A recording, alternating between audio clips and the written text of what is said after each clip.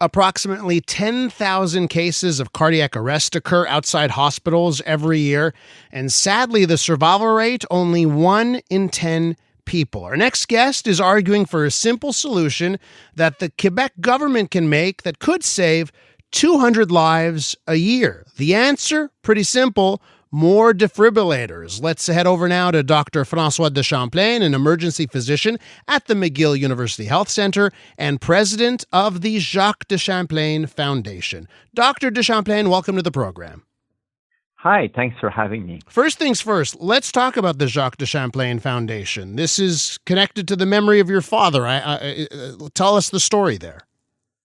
Yeah, he was himself a physician working in the field of cardiology. And so like many cardiac arrests, his first symptoms was actually sudden death while he was in the Eastern Township riding his bike with my 2 nephews. And he collapsed, and a bystander stopped, started CPR, and no one knew where the closest AED was to save his life. And after the fact, and after the ambulance took almost 30 minutes to get there, which is not unusual, we found out that there was an AED about 200 meters away that could have been used to save his life, and hence the creation of the foundation that has his name. So AED, that stands for Automated External Defibrillators. And so your dad was close to one, the people around him had no idea it was around. So it seems to me we've got a couple of issues here. One is not enough of those devices, and then not knowing where to find them. Exactly. And not only the people around him and the bystander didn't know that there was an AED, which is kind of normal, but the person answering the 911 call center did not know where the AED was. And that's not unusual because there was no registry. And this is why the Jacques-de-Champlain Foundation started more than 10 years ago now, a registry to kind of locate and connect this information to the 911 call centers in Quebec to try to save lives, so that his story actually can contribute saving other lives and not the same scenario. And you've done so much work on that front, right? You launched an app 10 years ago to let people locate the nearest device? Yeah, exactly. It's simply called like AED Quebec, and we're connecting all this information. So, everyone should download this app on their phone. It's a free app. It takes a minute.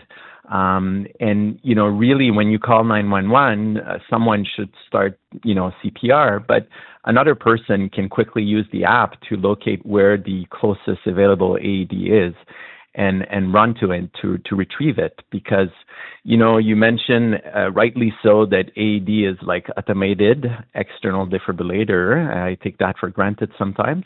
But the automated means that the device does everything for you.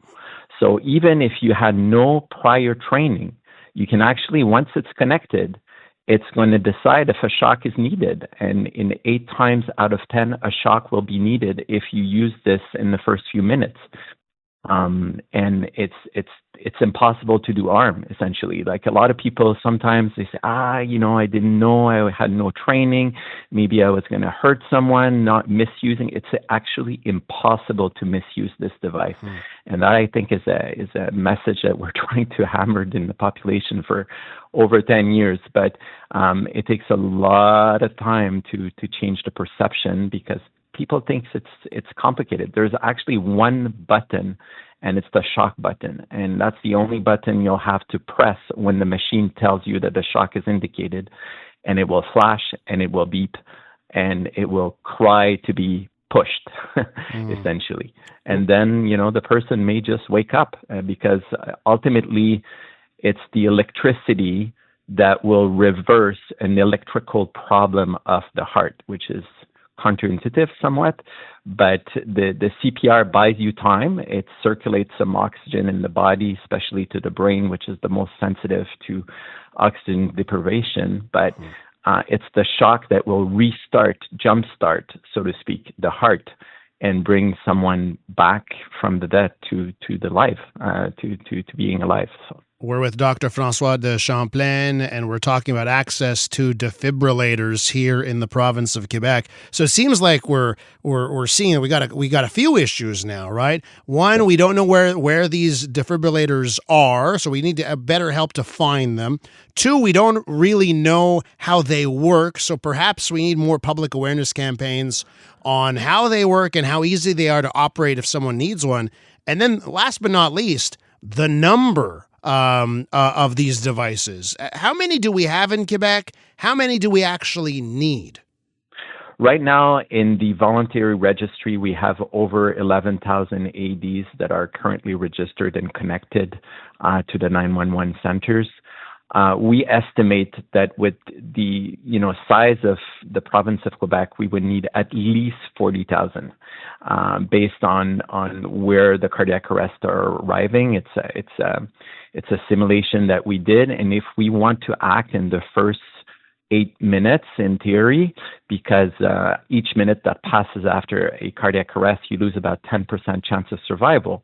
And the average time for an ambulance to get to you in Quebec is 13 minutes. So make the math, whatever if you wait, if you call 911, you don't do anything, you wait for the ambulance, that person in front of you and many times that person has about 0% chance of surviving.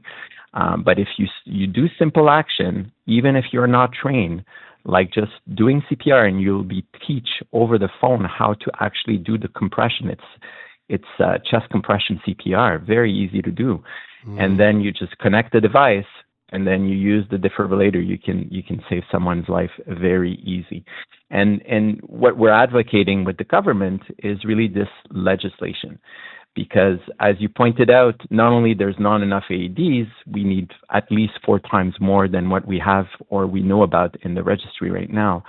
But those devices need to be mandatory registered within 30 days of buying one in the registry, so they're connected as a safety equipment device for everyone to be saved from.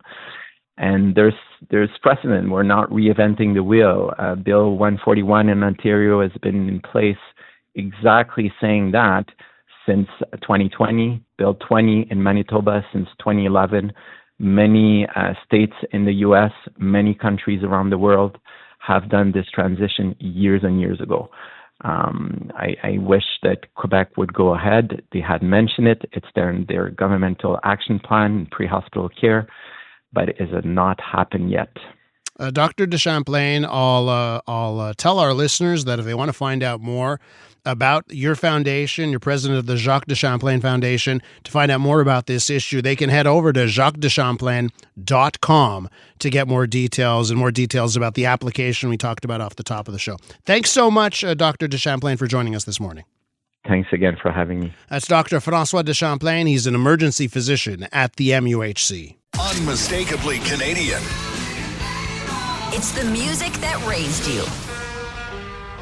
The artists raising the bar. Hi, this is Brian Adams. Hey, my name's Brett Emmons. I'm from the Glorious Sons. Hi, I'm Nelly Furtado. Made in Canada. The station that champions Canadian music. Loud, proud, and all yours. No passports required. Just press play. Tap into Made in Canada now on iHeartRadio.ca Or the free iHeartRadio app.